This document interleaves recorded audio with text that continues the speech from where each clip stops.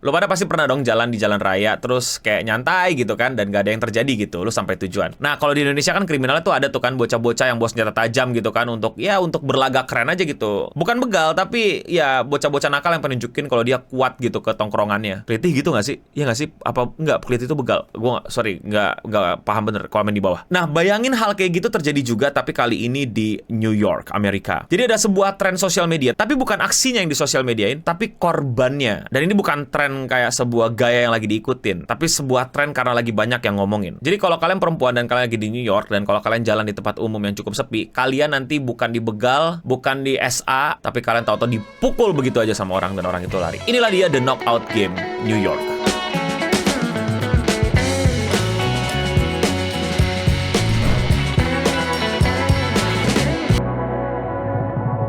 The Knockout Game ini adalah sebuah myth kalau menurut gua. Jadi nggak ada bukti nyatanya nih, tapi banyak banget orang-orang dulu cerita bahwa di tahun 90-an di New York itu ada segerombolan orang yang hobi banget mukul orang random di jalan. Jadi ya lagi-lagi tongkrongan-tongkrongan abang-abangan yang pengen bikin beda, bikin paling si ganteng, paling si kuat, paling si perkasa gitu. Jadi bener-bener kayak lo lagi di jalan, terus tau-tau lo bakal dipukul sama orang. Udah, abis itu lo geletakan di bawah, udah tinggal, nggak bakal dimaling, nggak bakal diapa-apain. Dan biasanya yang mukul lo itu pakai jersey olahraga, karena pada saat itu tongkrongan-tongkrongan tuh anak-anak muda itu pada demen banget pakai jersey olahraga. Gue rasa yang dimaksud olahraga basket ya, karena sepak bola nggak populer di Amerika. Nah, biasanya yang diserang itu ya orang tua, perempuan. Tapi banyak orang juga yang mendeskripsikan kalau mereka itu mentargetkan Jew pada saat The Knockout Game. Tapi sekali lagi, ini myth. Karena nggak ada buktinya, dan kadang-kadang orang bilang ini cuma untuk nakut-nakutin anaknya untuk jangan keluar main malam di New York. Ini seriusan. Jadi kayak kita dibilangin, kalau udah maghrib balik gitu. Ini sama, tapi versi New York. Karena sampai sekarang nggak ada buktinya. Tapi cerita itu udah jadi kayak semacam folklore lah, kayak orang-orang udah pada tahu gitu The Knockout Game di New York. Ya biar lu nggak jalan sendiri, biar lu hati-hati ya. New York juga kota yang berbahaya seperti kota-kota lainnya gitu. Lebih tepatnya kota-kota lainnya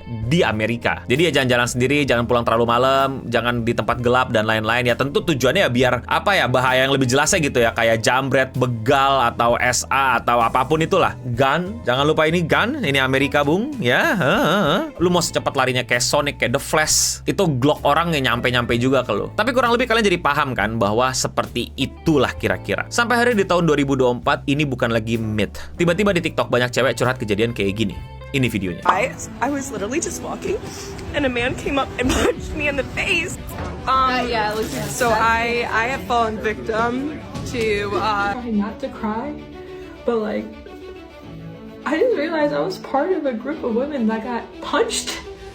Kurang lebih experience yang mereka ceritain itu sama. Mereka jadi korban pemukulan orang tidak dikenal. Dan itu terjadi di jalanan di New York. Dan itu terjadi di tengah hari bolong juga, nggak cuma malam-malam. Dan sampai sekarang mereka nggak tahu pelakunya siapa. Mereka nggak kehilangan barang, mereka nggak diculik, mereka nggak diancam apa-apa. Mereka cuma tahu-tahu dipukul, abis itu orang itu lari. Knockout Game yang tadinya cuma myth, yang katanya cuma legenda masyarakat, sekarang menjadi beneran. Dan banyak orang mendeskripsikan hal tersebut sebagai The New Knockout Game atau Knockout Game 2024. And it's not a game, jadi kalian jangan tiru, kalian jangan mainin, itu tindakan kriminal. Saya tekankan sekali lagi, itu cuma istilah yang seakan-akan dibuat jadi game permainan, tapi yang kalian lakukan sebenarnya adalah tindakan kriminal. Jadi don't do that, jangan terinspirasi dari hal itu. Lu kalau terinspirasi dari hal itu dan pengen mukul orang tengah jalan secara random, lu goblok. Pantas lu jelek, pantas lu miskin, pantas gak ada yang mau main sama lu, pantas gak ada yang mau pacaran sama lu, pantas orang-orang ngejauh dari lu karena lu sebodoh itu. Don't do that. Knockout Game yang dulu kan kayaknya nargetinnya siapapun gitu ya, tapi dan biasanya dilakuinnya malam hari, dan lagi-lagi itu hanya mitos. Walaupun beberapa orang, ya maksudnya bukan berarti New York aman-aman aja gitu, ngerti gak sih lo? Pada saat itu mitos nggak ada yang orang memukul orang terus kabur gitu. Yang ada orang tusuk atau di door diambil barang yang dimaling sekalian gitu, malah jauh lebih parah. Tapi ya,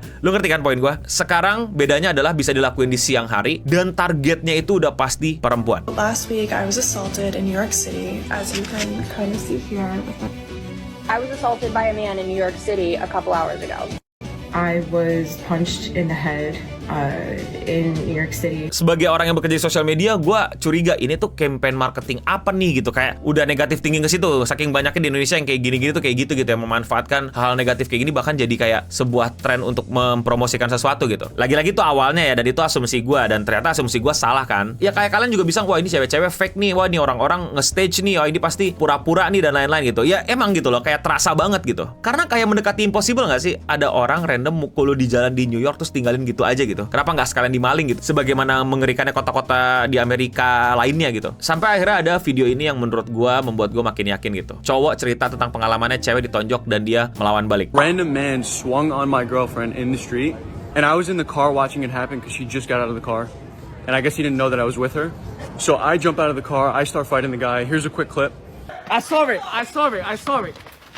Dan akhirnya berita-berita pun mulai angkat isu ini. Ini ngeri banget sih. Lagi-lagi Amerika tuh tidak seaman yang kita kira. Dan aneh banget lagi alasannya. The knockout game gitu ya, pukul aja gitu. Buat teman-teman yang di New York, hati-hati ya, ini benar-benar mengerikan menurut gua. Satu hal lagi yang pengen gue ucapkan di sini adalah seberapa sudah bedanya mental perempuan di New York di sana gitu. I don't know it's a good thing or it's a bad thing, atau karena mereka udah tahu New York bakal kayak gini. Banyak banget akhirnya yang mau speak up gitu dan ngomong depan kamera dengan keadaan baru ditonjok. Seperti yang contoh-contoh tadi kalian lihat, ada yang nangis, ada yang sedih, tapi ada juga yang udah kayak biasa gitu, yang kayak malah langsung pengen menyelesaikan masalah ini. Salute to them, dan tentu saja selain salut, kasihan gitu. Kalian gak harusnya mendapatkan hal-hal kayak gini, apalagi di negara yang katanya nomor 1 di dunia, apalagi di kota yang paling terkenal di dunia, New York. Mau cewek mau cowok ya sebenarnya jangan dipukul di jalan sih.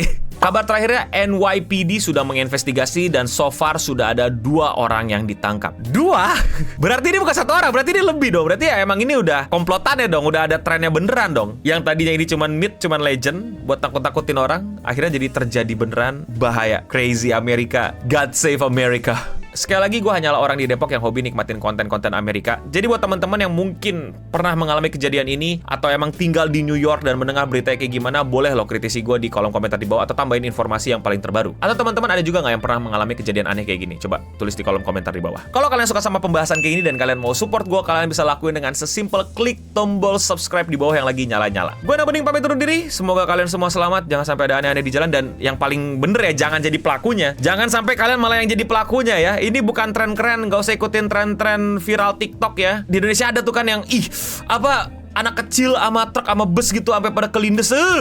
Orang tuanya pada kemana sih? Tolong nih bocil-bocil jadi literally bocil kematian. Sebisa mungkin jagain dan ingetin adik-adik kalian ya. Gue nge-share hal-hal buruk tentang Amerika bukan berarti negara kita aman-aman saja loh ya. Dan ya itulah dia Radio Singam untuk episode kali ini. Gue Nobening pamit undur diri, dan untuk kita semua stay clean and sound.